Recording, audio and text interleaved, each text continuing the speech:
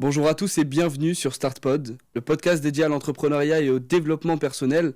Aujourd'hui, j'ai l'immense honneur d'accueillir Taha, un entrepreneur à succès qui a malheureusement perdu la vision d'un œil et qui pour autant a réussi dans le monde de l'entrepreneuriat. Je te laisse te présenter, Taha. Merci d'être venu. Merci Baptiste, merci pour ton invitation, ça fait plaisir. Écoutez, pour me présenter, je m'appelle Tara, j'ai 22 ans aujourd'hui, je suis d'origine marocaine et j'ai eu un parcours scolaire un peu atypique, c'est-à-dire que j'ai eu mon bac économique et social, je suis allé jusqu'au bac en tout cas, j'ai donné ce diplôme à mes parents et j'ai directement commencé à entreprendre parce que j'avais déjà d'autres projets qui étaient lancés. Aujourd'hui, je suis le co-gérant du coup d'une agence, on est 2 associés dessus, une agence de communication et de marketing digital.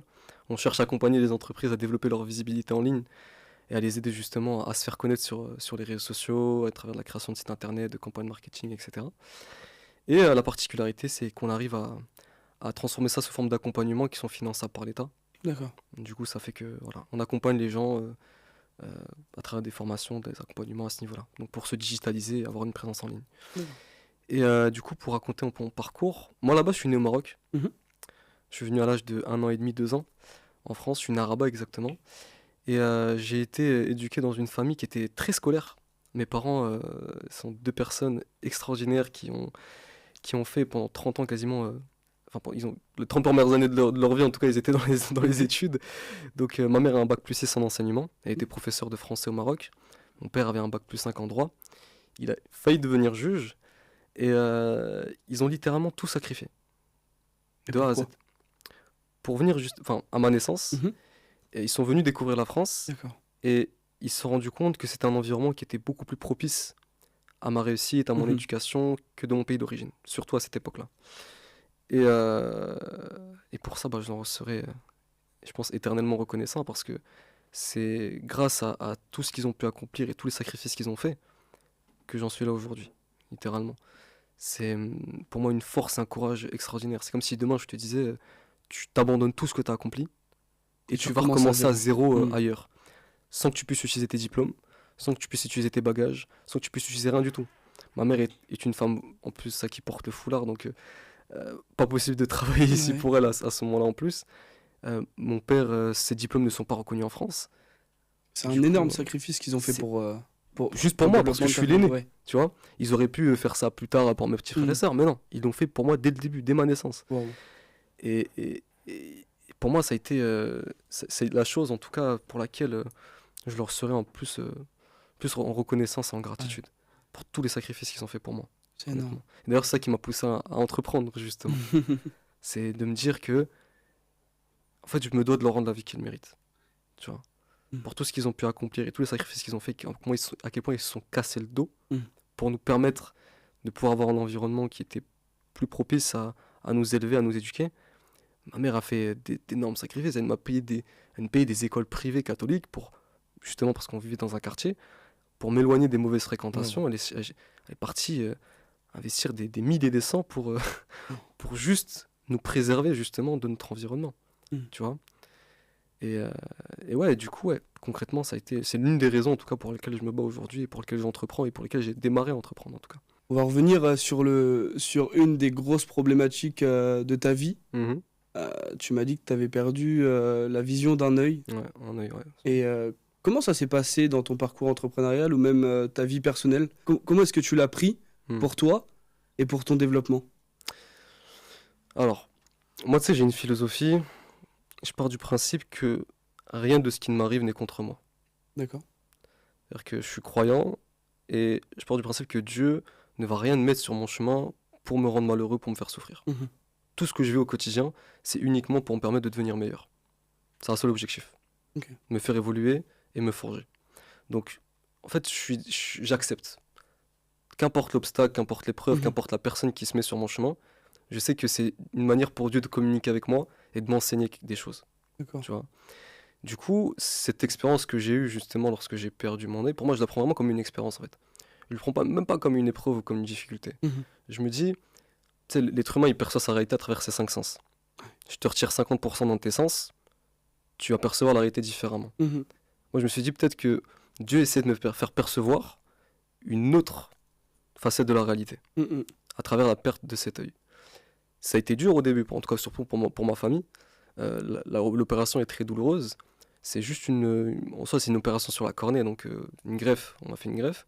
Malheureusement, ça s'est mal passé parce que il y a un virus qui s'est enclenché dans mon œil et qui a complètement bousillé l'opération. Mhm. Euh, la semaine dernière, j'ai appris carrément que mon iris s'est atrophié à cause de ce virus. Donc, c'est-à-dire que j'ai mon iris et ma pupille qui sont complètement, en fait, qui sont endurcis. D'accord. C'est-à-dire que même si demain on me refait l'opération de la cornée, C'est bête à dire, mais c'est irréparable. c'est irréparable si on me fait pas d'opération sur l'iris. D'accord. Alors qu'il faut que je refasse mon iris, il faut que je fasse ma pupille, il faut que je refasse mon cristallin. Donc, en fait, même si on me fait une opération, encore une fois, sur ma cornée, en fait, je serai tout le temps ébloui. Mhm.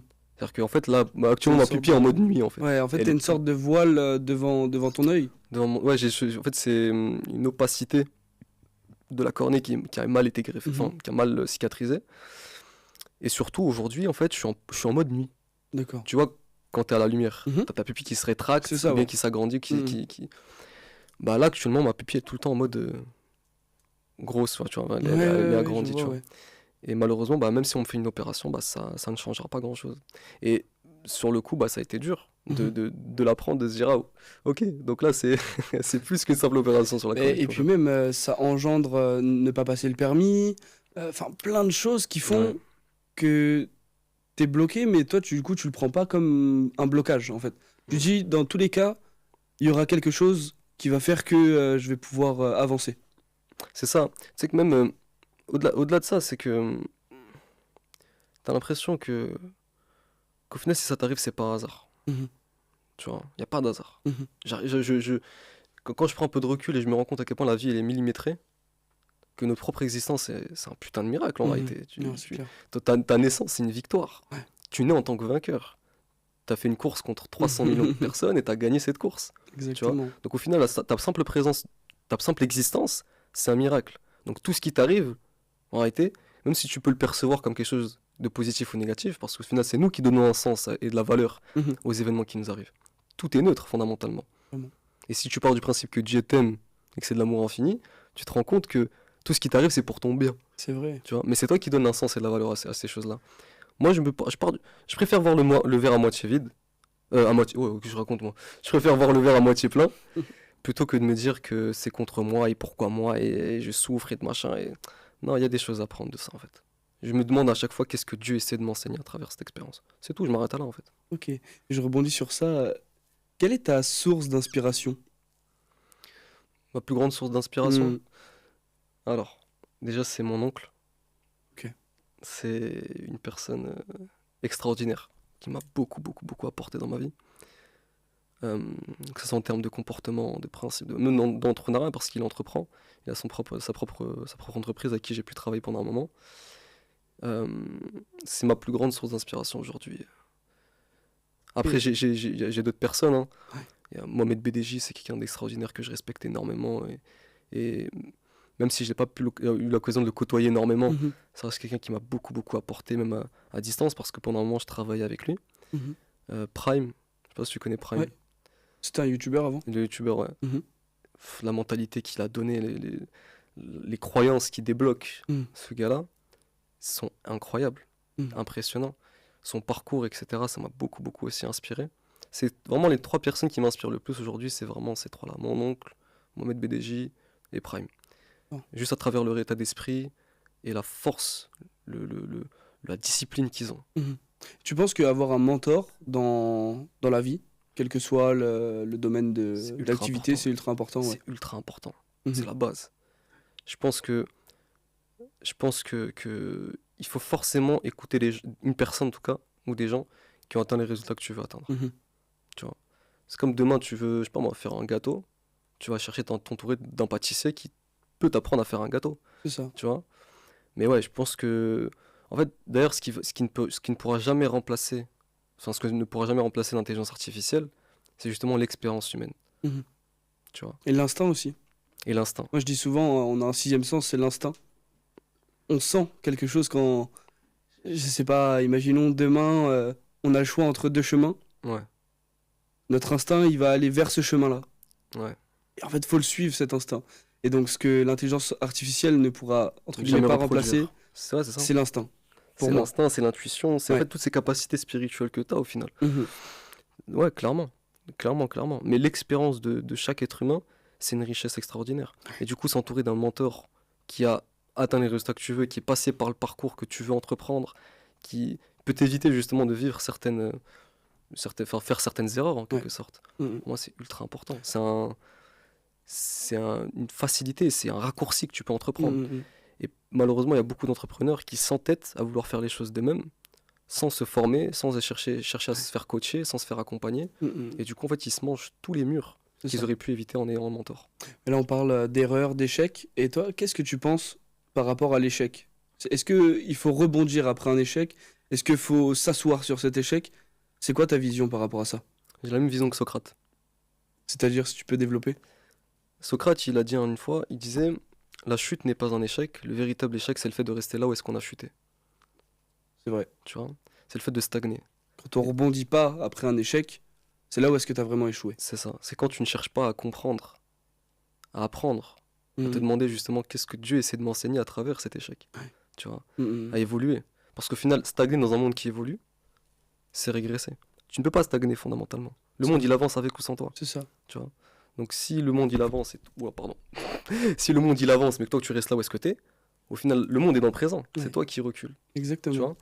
Donc moi, je le vois vraiment comme ça. Moi, bien sûr, l'échec fait partie de la réussite dans toute chose. Et sans échec, au final, t'apprends rien. Au final, c'est lorsque tu échoues, c'est dans les pires moments de ta vie que tu apprends véritablement des choses. Mhm.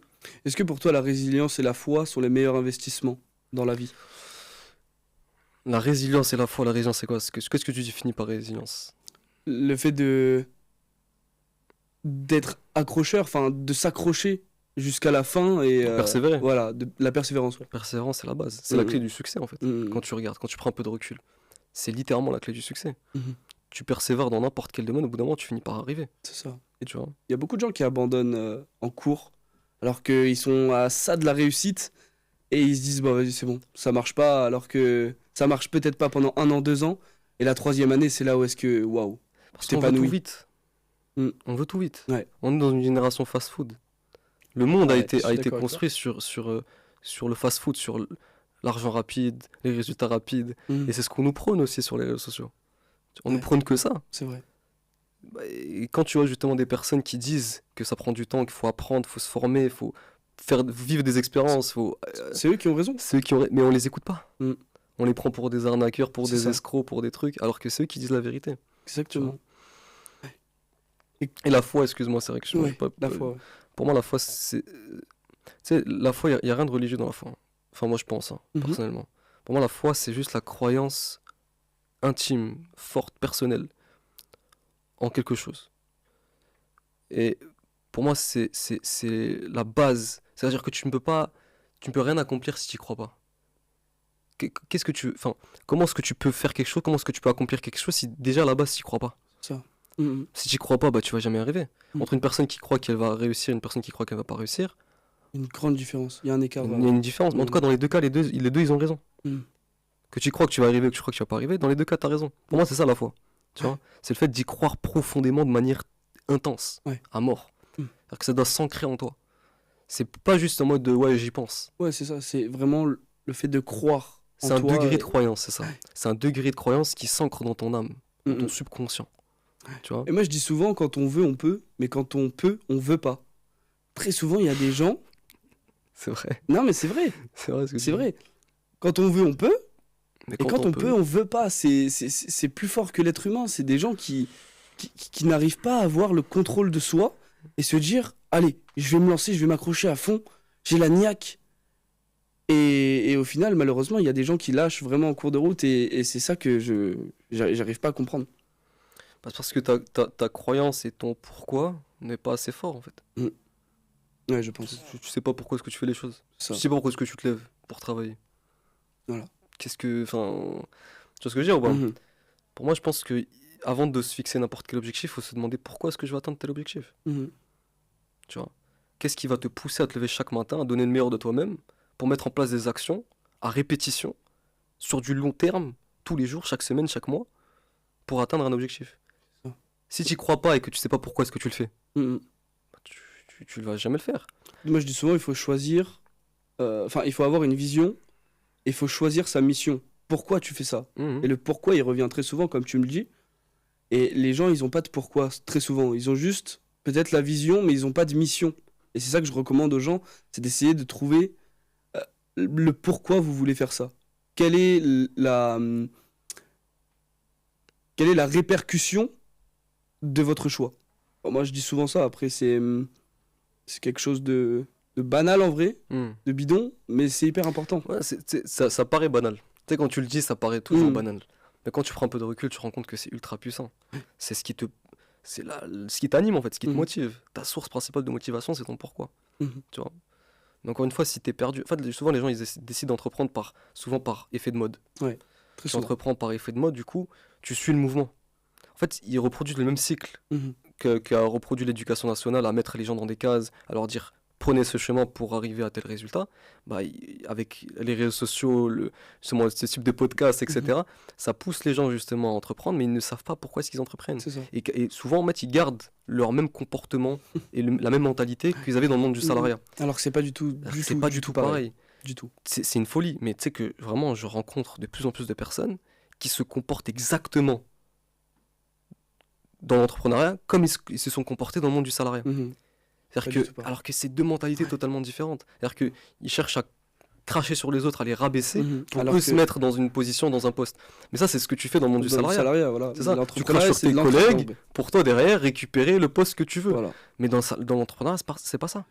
Tu es obligé de t'entourer. c'est ça. Tu es obligé de déléguer. Tu es obligé de créer du réseau, de rencontrer des gens et créer des relations saines avec eux, de Mhm. confiance, sur du long terme. Tu vois. Exactement. Mais si tu gardes ta mentalité salariale, tu vas jamais réussir dans l'entrepreneuriat. C'est une mentalité totalement différente. C'est des croyances qui sont totalement différentes. C'est D'ailleurs- ça que tu regardes la différence entre ceux qui réussissent et ceux qui réussissent pas. C'est ça, non? C'est Ouais, juste une question vrai, d'état c'est d'esprit et vrai, de c'est vrai. croyance. Est-ce que pour toi, la spiritualité, c'est ton GPS dans l'entrepreneuriat? Est-ce que c'est un guide pour toi? Pour moi, pour moi, la spiritualité, c'est un guide de vie. Un guide de vie? C'est même plus qu'un guide de vie, c'est une philosophie de vie en fait. Mhm. C'est-à-dire que pour moi, c'est. Déjà, qu'est-ce que tu définis par la spiritualité? Parce que je pense qu'on a peut-être une définition différente. Pour moi, la spiritualité, c'est l'esprit, les croyances, la philosophie. Moi, j'aime bien la philosophie stoïcienne. Hmm. J'aime beaucoup. Dieu. Et j'ai pas d'autres définitions à proprement parler. Toi, est-ce que tu peux nous dire une définition de la spiritualité pour toi? Pour moi, la spiritualité, c'est tout ce qui va composer tes croyances et ton état d'esprit. D'accord. Moi, je vois ça comme ça en fait. Composer, c'est-à-dire C'est- allier les deux? C'est ce qui va, ouais, c'est ce qui va allier les deux et ce qui va, enfin, en fait, c'est ce qui va faire le fil entre le monde de l'invisible et le monde du physique, D'accord. tu vois. Alors qu'au final, c'est même au-delà de ça, je pense. C'est intéressant ta question. C'est vrai que je me suis jamais posé sur vraiment une vraie définition pour réfléchir à ça, mais pour moi, c'est le fait de comprendre que il y a plus que le monde matériel. Mhm. Il y a une infinité Ok. de possibilités, de dimensions, d'existence, de création. Une infinité. Mhm. Que tes cinq sens ne perçoivent pas. Tu vois. Pour moi, par exemple, tu vois, je dis souvent, la spiritualité et la science sont les deux faces d'une même pièce. C'est juste qu'on n'a pas développé la technologie pour pouvoir la capter. Et quand on arrive à développer une technologie suffisamment élevée pour capter certaines choses, ça passe de la spiritualité à la science. D'accord. Comme les ondes radio, comme les ondes Wi-Fi, comme l'énergie qui existe sur Terre, par exemple, la fréquence à laquelle vibre la Terre. À l'époque, on ne pouvait pas le comprendre. Les spirituels l'utilisaient pourtant. Tous les différents chemins, les différentes branches de la spiritualité, donc toutes les religions, etc., savaient, avaient conscience de ce genre de concept. Et donc là, ça a été L'énergie prouvé qui existe. par la science. Et là, aujourd'hui, ça finit par être prouvé par la science. La fréquence Schumann, c'est un scientifique qui a découvert que la Terre vibre à une fréquence, D'accord. que l'eau vibre à une fréquence, que le corps humain vibre à une fréquence. Et c'est toujours la même. 7,83 Hz. Toujours la même. Tu vois. Mais les spirituels avaient déjà conscience qu'il fallait rentrer dans un état d'alignement avec les fréquences de la Terre, l'énergie de la Terre. Aujourd'hui, qu'on a développé des technologies nécessaires pour pouvoir le comprendre.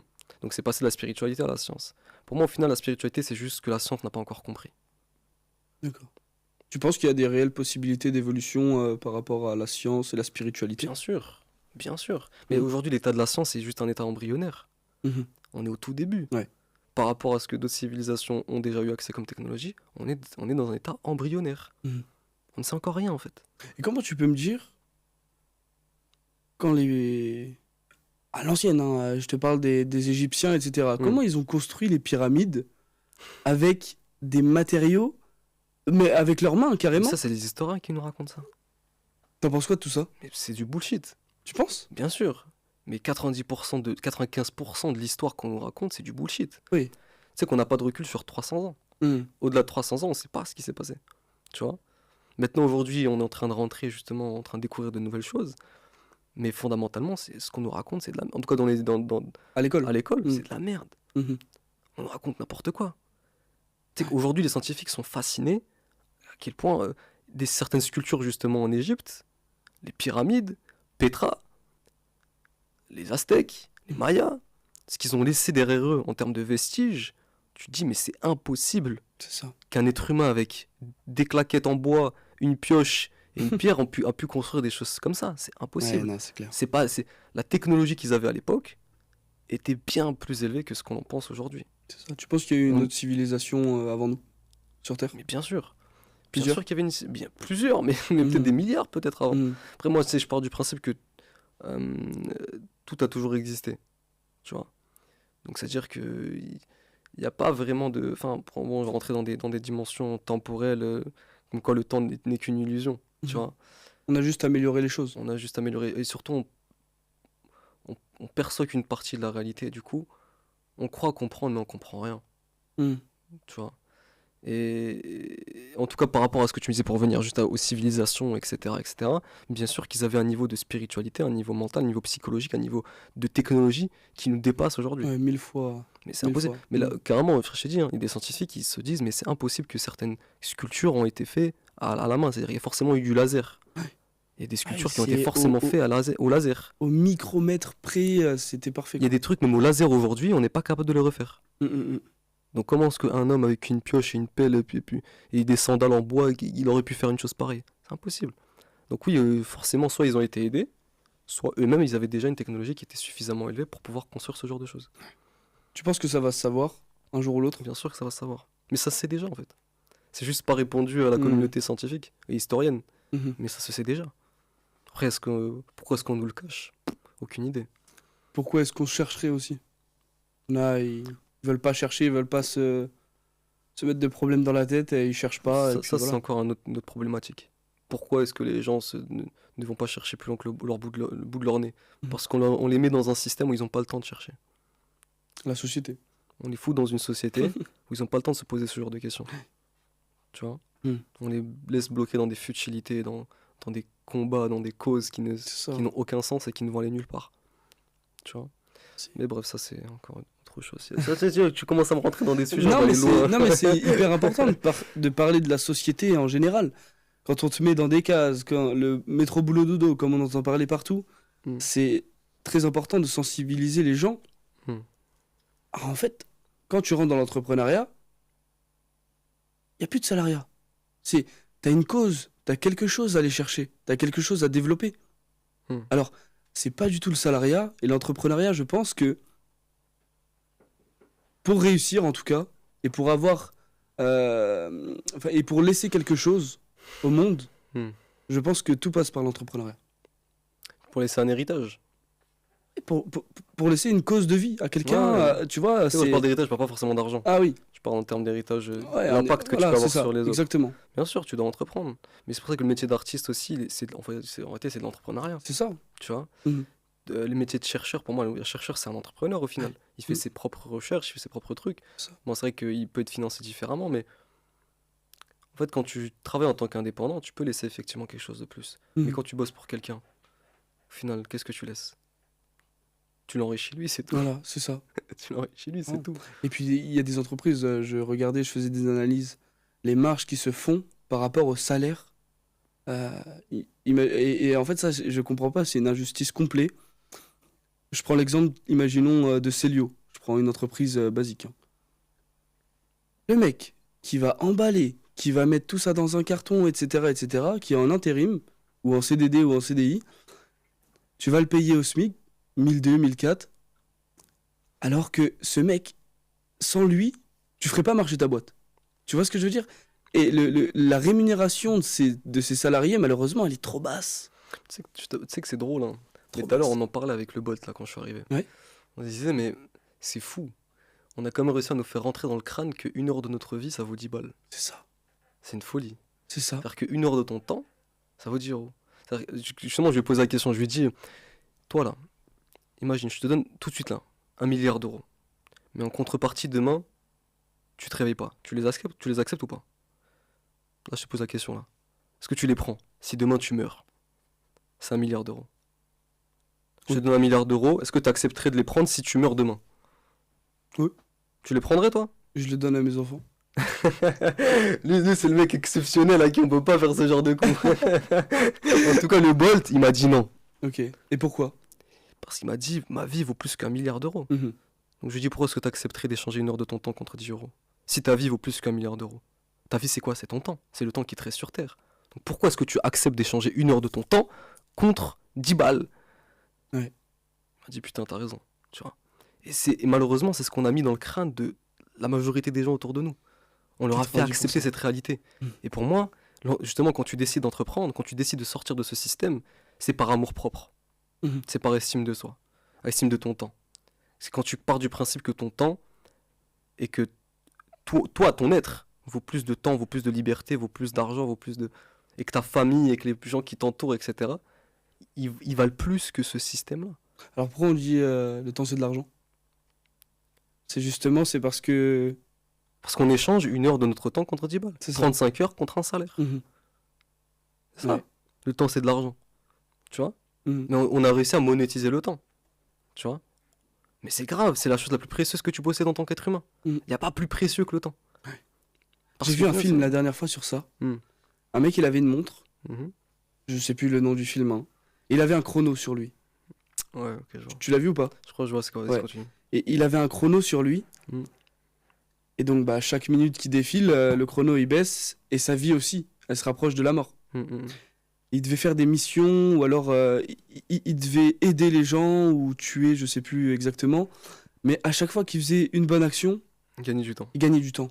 Ils échangeaient, ils monnayaient son temps Exactement. contre des biens, contre de la Ça bouffe, m'a contre- fait réfléchir. C'est ça. Oh, je me suis dit, waouh. Et là, je reviens sur ce que tu viens de me dire. C'est vrai que. C'est juste ça en fait. Ouais. On échange notre temps contre de l'argent. Mm. Dans le film, on la met cash en mode c'est le temps, c'est de l'argent. Ouais. Donc tu monnaies avec, tu peux donner du temps à quelqu'un, tu peux truc. Mais quand tu te regardes, tu échanges ton temps contre de l'argent tout le temps. Tu vois. Moi, je dis il y a 3 choses principales que tu dois préserver dans ta vie. 3 choses fondamentales. Les 3 choses les plus précieuses que tu possèdes. Ton temps, ta santé et ta paix. Mm. C'est les 3 choses que tu dois laisser personne les entraver. Ouais. Ton temps, ta santé et ta paix intérieure. Tu vois. Et ceux qui ont un des 3, ou alors 2 des 3, et qui n'ont pas le restant, Ils sont pas complets. comment ça se passe? Ils, Mais- sont, ils doivent sûrement sentir un vide, j'en sais rien, moi en tout cas j'ai les 3. Ouais. Mais ils doivent sûrement sentir un vide. Moi quand justement au bout d'un moment j'avais plus de ma santé, Mhm. je me sentais pas bien. Ça. Je me suis dit oh. Et d'ailleurs justement l'épreuve que j'ai eue là à l'hôpital, je suis resté alité pendant quasiment 1 mois et demi à faire des allers-retours avec l'hôpital ou à rester tout simplement juste à l'hôpital. Mhm. Je me suis véritablement rendu de la valeur de ma santé. Tu vois, à quel point c'est le simple fait de rester debout ou assis, c'est un miracle, mais une Mhm. bénédiction extraordinaire. Mhm.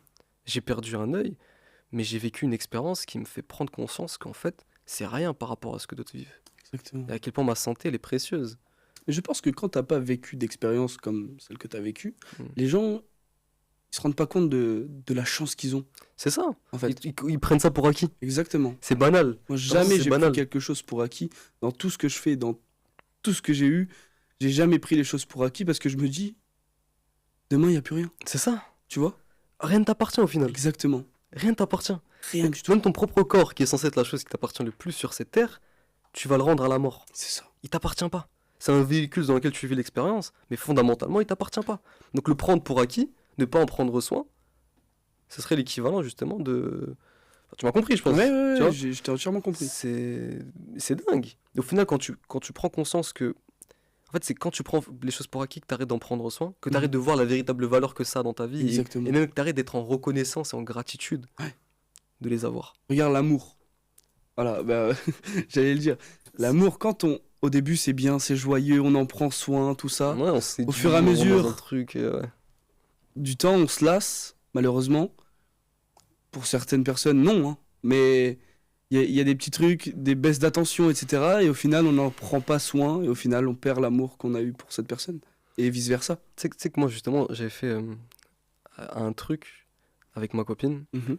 On a fait les 7 piliers pour développer une relation saine. Ok. Et dans les 7 piliers, je les ai sur mon téléphone, si tu veux. Et dans les 7 piliers, il y a justement en troisième ou en deuxième, j'hésite là. En troisième ou en deuxième, non, deuxième, le détachement. D'accord, c'est vrai qu'on est arrivé à 10. Regarde. Ok. Les 7 piliers pour développer une relation saine, on a... Les 10 du coup maintenant, les 10 piliers pour développer une Ok, relation. bon bah les 10, ouais. On a l'amour propre, Ouais. le détachement, ne rien prendre pour acquis, Ouais. l'indépendance, l'autonomie, Ouais.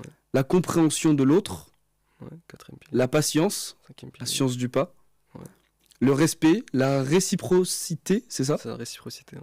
La communication, la loyauté et la paix. C'est ça. C'est très beau. Pour Très moi, beau. c'est vraiment les 7 points principaux. 10 du coup, ouais. Les 10 plutôt, excuse-moi. Ça, j'ai encore du mal. C'est vrai que les 3 derniers, en fait, on les a fait récemment. Ouais. Mais les 7 premiers, en tout cas, c'est un truc que j'avais fait tout seul. Mhm. Que j'avais réfléchi tout seul. Et finalement, je me suis rendu compte que. Ouais, carrément, je les ai classés par ordre de priorité. Ouais. Du plus important au moins important. Mhm. Mais pour moi, la base, la toute première chose, c'est l'amour propre. Ouais. Comme dans l'entrepreneuriat. Comme dans n'importe quoi, dans ta vie familiale, professionnelle, amoureuse, etc. Mhm. Si t'as pas d'amour propre, Ouais. si t'as pas d'amour pour toi, Mhm. comment est-ce que tu es censé donner quelque chose que tu ne C'est possèdes pas? ça. C'est comme la confiance. C'est comme la confiance. Si t'as pas confiance en toi, comment tu veux donner confiance aux autres? C'est pas possible. C'est pareil pour tout. C'est comme là, tout de suite, demande une banane. T'as pas de banane. Tu peux pas demander une banane. Bah, c'est pareil avec l'amour. Exactement. Tu vois? Pour moi, Exactement. tu vas donner. Parce que je sais, il y a des gens, ils vont me dire, ouais, non, c'est pas vrai et tout machin. Et moi, j'ai pas d'amour propre ou j'ai pas de confiance en moi. Pourtant, j'aime les gens. Mhm. C'est une illusion de l'amour. Parce que tu as l'impression d'aimer les gens.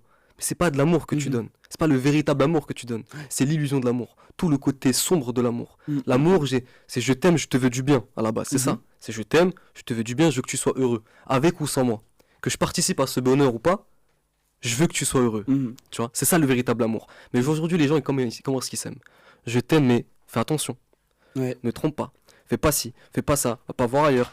Je t'aime, mais t'es à moi. C'est un amour irrationnel, C'est un En vrai. amour possessif. possessif. C'est un amour jaloux. Mm. C'est un amour, je t'aime uniquement si t'es avec moi. Si t'es pas avec moi, je t'aime peu.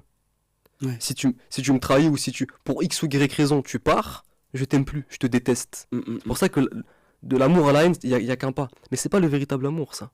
Le véritable amour fondamental, profond, c'est le je t'aime, je te veux du bien, qu'importe les circonstances, qu'importe le contexte.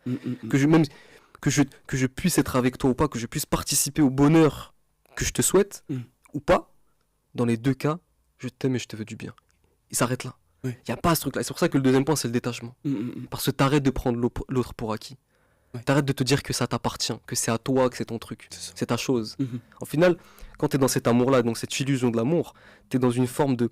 En fait, tu réduis l'autre à l'image mentale que ton ego il a créée pour lui Mhm. ou pour elle. Parce que tu cherches à la posséder. Ça. Alors que fondamentalement, elle ne t'appartient pas. Bah oui. Et quand tu prends conscience de ça, tu prends soin de l'autre et tu vois la véritable valeur qu'elle a dans ta vie. Mais je pense. Et même limite, tu arrives à cultiver cette reconnaissance et cette gratitude de sa présence. Et pour moi, le bonheur, il est là. Ça, tu t'es rendu compte comment de tout ça? C'est par l'expérience que tu as vécue, par les gens avec qui tu as pu côtoyer, qui t'ont changé un peu cet esprit-là? Parce qu'en vrai, quand on est... À moins que c'est inné, hein, et ça se pourrait peut-être bien. Mais quand on est, tu sais, on est zéro sur Terre, on a rien, on n'a pas de connaissances ou quoi que ce soit. Alors comment tu as su développer cette compréhension de la vie et cette raison? Dieu merci, je pense que j'ai eu un environnement qui m'a aidé, je pense. Mhm. Je pense que, comme je t'ai dit, t'es le produit de ton environnement, donc forcément, ton entourage va te forger. J'ai la chance d'avoir des parents qui ont une relation très saine. Ils sont ouverts d'esprit aussi. Ils sont très ouverts d'esprit, c'est des gens qui s'aiment, qui se respectent profondément, qui ont confiance en eux, qui sont dans cette forme de détachement aussi, d'indépendance, Mhm. parce que c'est le troisième point justement dans mes piliers, c'est-à-dire qu'ils ne dépendent pas l'un de l'autre. Mhm. C'est-à-dire que ma mère, demain, elle part en voyage pendant 6 mois, mon père, il va pas arrêter de vivre sans elle. Ça. Tu vois, il sait faire à manger, il sait faire son linge, il sait Mhm. faire son ménage, il sait faire... Et du coup, en fait, lorsque tu vois, tu as eu un exemple, et même ma famille de manière générale, hein, mes Mhm. oncles, mes tantes, qui sont pour moi comme mes deuxièmes parents, euh, ils, ils m'ont donné un exemple de relation saine, dont je peux m'inspirer. Après, à travers mes propres expériences aussi, je me suis rendu compte de ce qui est logique et ce qui ne l'est pas. Mhm. Le stoïcisme m'a aidé aussi à ce niveau-là. Mhm. Tu vois, qu'on parlait de Ouais. détachement et d'indépendance, Exactement. c'est des bases dans la philosophie Mhm. stoïcienne. Tu vois. Quand tu prends un peu de recul, tu te rends compte que la philosophie stoïcienne peut s'appliquer dans toute chose. Oui. Et en amour, d'autant plus. Mhm. Tu vois. Du coup, ouais, alhamdoulilah, quand même, Dieu merci, j'ai eu la chance quand même d'être entouré de relations saines. Donc de personnes qui m'ont donné l'exemple et sur lesquelles je pouvais m'inspirer à ce niveau-là. Mais à travers mes expériences, je me suis rendu compte des choses aussi. Surtout par rapport justement au détachement, à Ça. l'amour-propre, Mhm.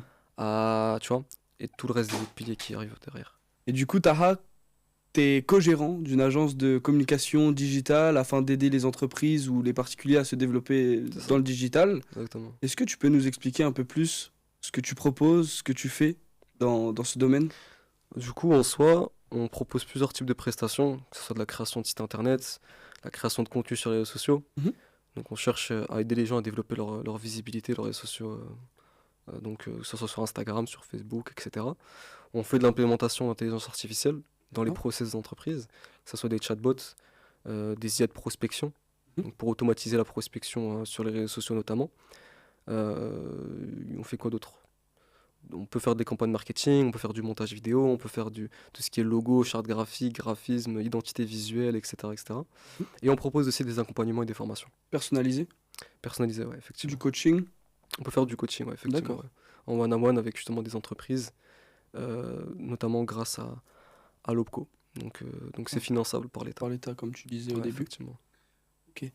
T'as un média aussi sur les réseaux sociaux où est-ce que tu Alors, partages moi, si tu veux, j'ai quelques... commencé justement au tout début, il y a 5 ans. Mhm. J'ai commencé avec un compte Instagram qui s'appelle Business Mind. Et l'objectif, c'était vraiment en fait de pouvoir partager justement des citations, du développement personnel. Je voulais en fait juste transmettre de la valeur à travers C'est ce ça. compte-là. Mhm. J'ai pas cherché à le monétiser particulièrement. On a juste cherché vraiment à partager de la valeur, à créer du contenu pour aider les autres. Et surtout, nous, ça nous a permis aussi de développer une compétence à ce niveau-là. C'est ça. Donc les réseaux sociaux, comment comprendre comment les algorithmes fonctionnent Mhm. et comment développer une communauté au sein d'Instagram.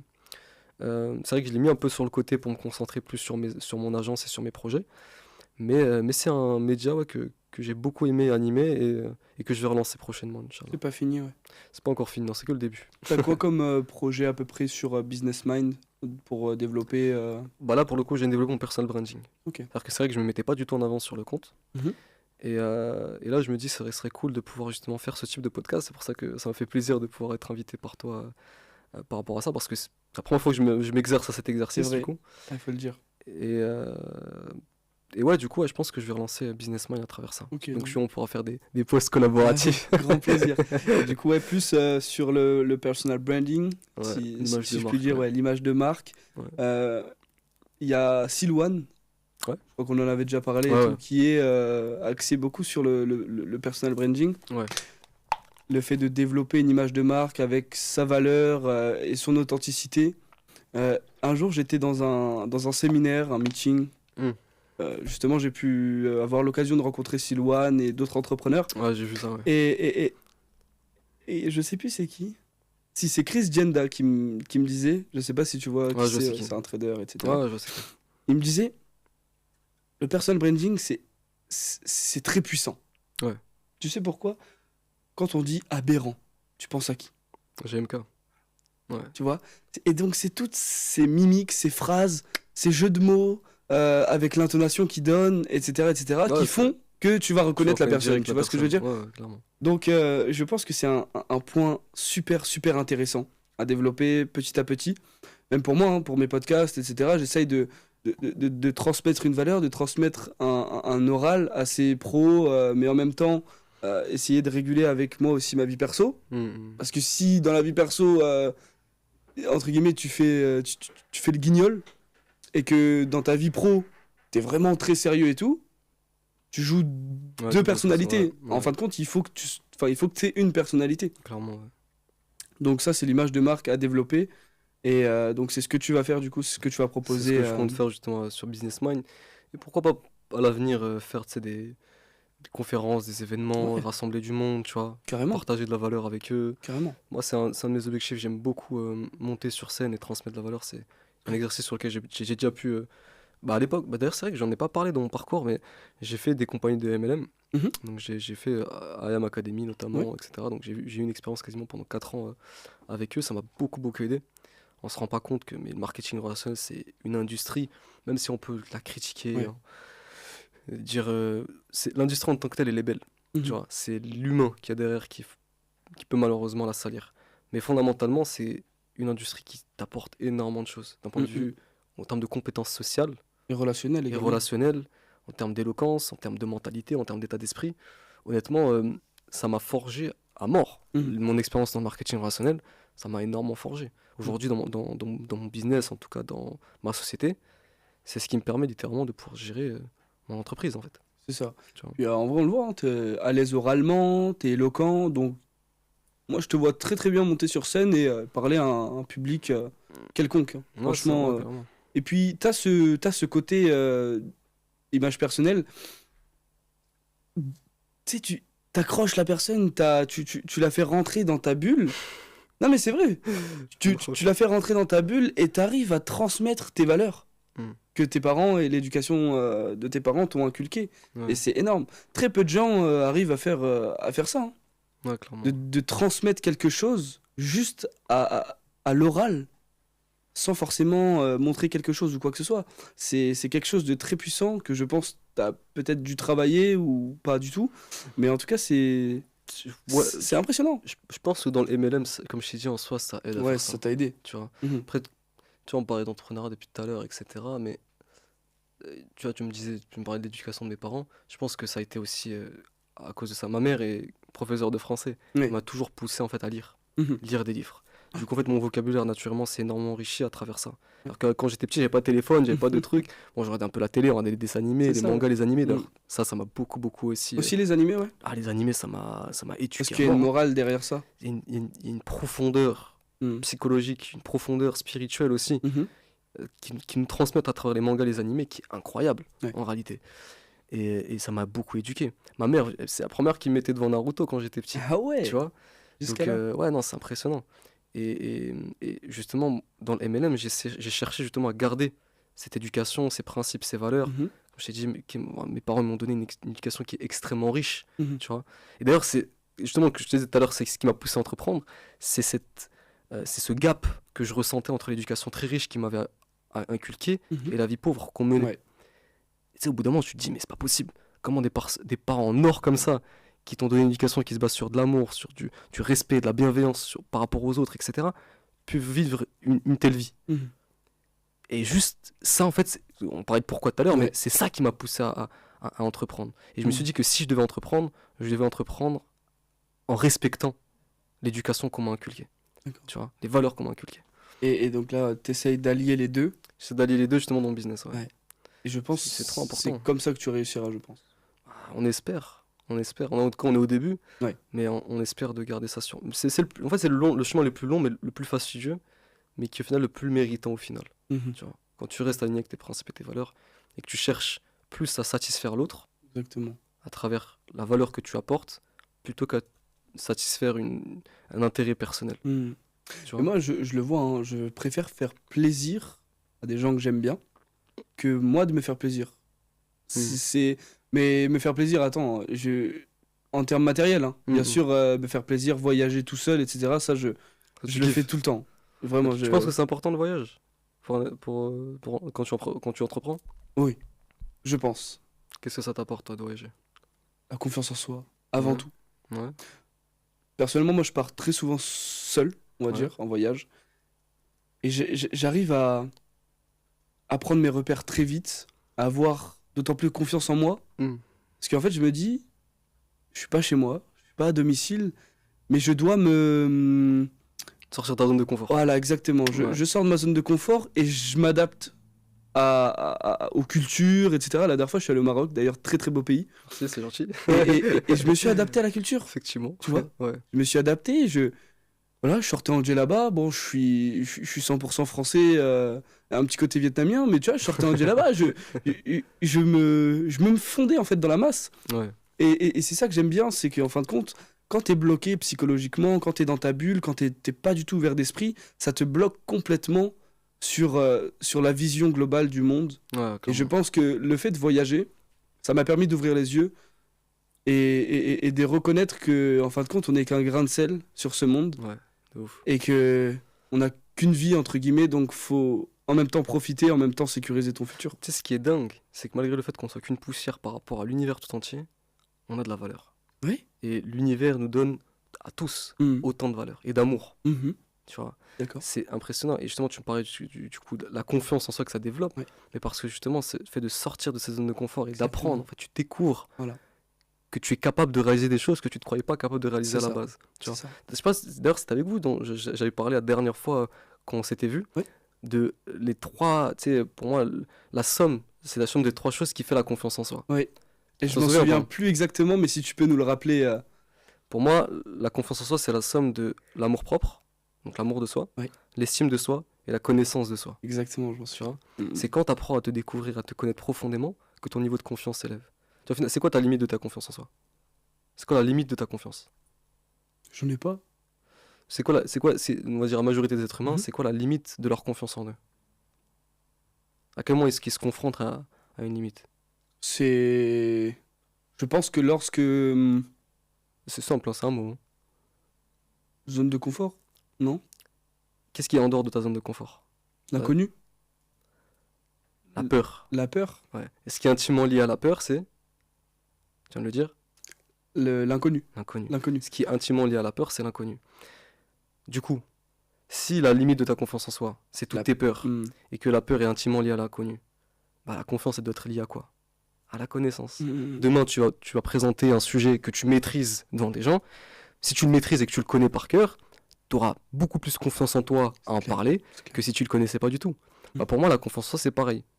Tu vois. C'est-à-dire que plus tu vas apprendre à te connaître, plus ton niveau de confiance va s'élever. Exactement. Moi, je donne souvent l'image de, tu sais, une forêt. Imagine, je te mets seul dans une forêt la nuit. Mhm. Et dans cette même forêt, je mets un garde forestier. Qui d'entre vous deux aura le plus confiance en lui dans la forêt? Garde forestier. Pourquoi? Parce que c'est lui qui garde la forêt et Il toi, la connaît. t'es la personne Voilà. qui est l'intrus, entre guillemets. Il connaît la forêt. Voilà. Bah, pour moi, la confiance en soi, c'est juste le simple fait de mettre de la lumière et d'éclairer sa forêt intérieure. Mhm. Plus tu vas éclairer cette forêt, plus tu vas apprendre à connaître cette forêt, plus ton niveau de confiance va s'élever. Mm. C'est juste ça au final. Et comment est-ce que tu te confrontes justement à cette peur-là? Bah, c'est quand tu sors de ta zone de C'est confort, et que tu vas justement te confronter à ces choses-là, et au final, tu te rends compte que en fait, tu es capable de réaliser certaines choses. Mhm. Qu'à la base, tu croyais ne pas être capable Voilà, de pouvoir c'est les ça. réaliser. Alors, tu es parti voyager seul, à la base, tu as ce petit Ouais. stress, cette petite peur de te dire, ah, est-ce que ça va bien se passer? Au final, tu le fais, et ton niveau de confiance s'élève. C'est pour ça que quand tu as dit la confiance en soi, j'ai capté direct. Ouais, tu vois. directement. Tu as appris à te connaître à travers ces voyages-là. Et putain, qu'est-ce que les voyages, c'est l'une des plus grandes richesses que l'homme Non, possède. non, ouais, vraiment. C'est dans notre nature profonde. Notre âme, elle est curieuse, elle est Mhm, voyageuse. mhm, mhm. On est des âmes qui voyagent. Ouais. On passe notre temps à voyager. Dans ce corps physique et même en dehors de ce corps Mhm. physique. Bon, ça sera dans le Des prochain voyages épisode. intégral. Ça, on va voir dans un prochain épisode. Mais en tout cas, on est dans une nature profonde de découvrir de nouvelles Ouais. choses. Tu vois. Et de confronter à de nouvelles cultures, de nouveaux paysages, découvrir de nouvelles traditions, d'autres manières de voir le monde, d'autres croyances. C'est tellement enrichissant. C'est tellement enrichissant, c'est extraordinaire. C'est extraordinaire. Et je trouve ça tellement dommage Ouais. de rester chez soi et de ne pas découvrir le monde. Ouais. Et même des images qui reviennent dans ta tête. Quand tu vois quelque chose, tu dis, je l'ai vu ici, dans ce pays. C'est une richesse intérieure. C'est une richesse Et, extraordinaire. et en France, on a la chance d'avoir un passeport européen où est-ce qu'on peut voyager Partout dans le monde. C'est vrai. partout dans le monde. C'est vrai. Partout. Alors, je vous incite à rien, mais s'il vous plaît, essayez de voyager au maximum, découvrez les richesses qu'il y a dans d'autres pays, des cultures, des religions. C'est incroyable. Et en tout cas, vous aurez d'autant plus confiance en vous. Mm. C'est le voyage, je pense que c'est vraiment quelque chose. Si je pourrais voyager tout le temps, je le ferais. Et comment est-ce que tu fais pour voyager tout le temps? On en a trop, non? Voilà. Tu vois, c'est Ça quand va tu très fort. entreprends, quand tu as cette liberté géographique de te pouvoir te mouvoir où tu veux. Tu vois, mais si t'as pas ça, parce que ça, on nous a mis dans un système où Ouais. c'est comme ça, on te donne 2 semaines de vacances par an. Ouais. Vas-y, un mois maximum. Un mois de Semaine. vacances par an. T'as le temps de découvrir quoi au final dans toute une vie? Et même, souvent, c'est des vacances qui sont placées en août, il y a trop de gens, tu vas aller en Espagne, tu vas aller là, c'est tout le temps la même chose. Ou Mais- là en hiver en Thaïlande, t'as vu le nombre de personnes qui sont en Thaïlande là? C'est une énorme, folie. c'est énorme, C'est vraiment une c'est folie. énorme. C'est dingue. Donc, en fin de compte, Bref. même quand tu veux sortir la tête de l'eau, dans le cadre de la société, Tu te retrouves à faire la même chose que tout le monde. non, même pas, tu te fais exploser la tête. Ah bah ouais. Tu sors ne serait-ce que 2-3 cheveux, bah, on t'explose la tête. Non, non, tu dois rester là, ton salaire c'est 1004, t'as ça à faire, t'as pas de responsabilité ou Comment alors t'es t'en as. censé voyager avec un 1004? Comment t'es censé peux juste pas. vivre avec Tu 1004 peux en pas. fait? En France, en tout cas, tu peux pas. En France, tu peux pas. Toi, tu comptes te barrer ou pas?